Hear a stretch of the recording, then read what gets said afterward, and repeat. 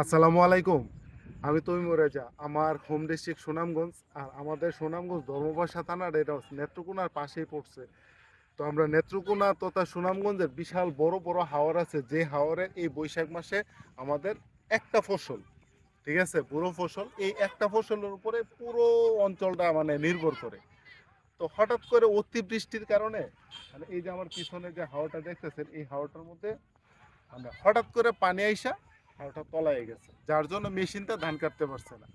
মেশিনটা ধান না কাটার কারণে আমাদের এলাকাতে এক সময় প্রচুর পরিমাণ লোক পাওয়া যেত যারা ধান কাটতো, অন্য এলাকা থেকে আইসা ধান কাটতো।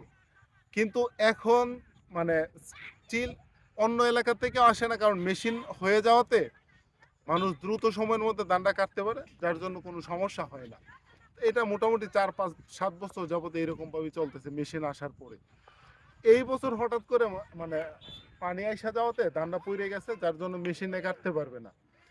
মেশিনে কাটতে না পারার কারণে লোকবলের একটা সংকট পড়ে গেছে, মানে মানুষ পাওয়াই যায় না ধান কাটা। বিশ্বাস করুন, এই বছর আমি নিজে ধান কাটছি, মানে এমন পরিস্থিতি হয়েছে লোক পাওয়া যাইতেছে না। আমি নিজে 2026 সালে আমি নিজে ধান কাটছি, এর আগে কোনোদিনও ধান কাটছি না। কৃষি কাজ অনেক আগে থেকেই করি।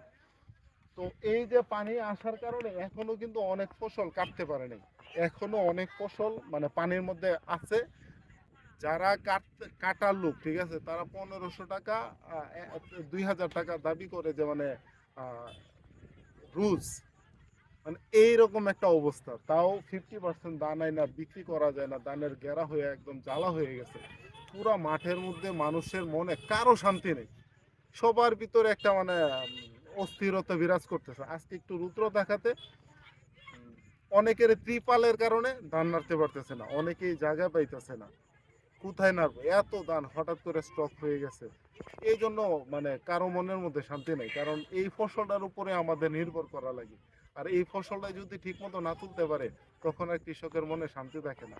আর তাদেরকে যে মানে একটা মানে আহ, সান্ত্বনা দিব, ওইরকম মানে নাই, কোনো সিস্টেম নাই।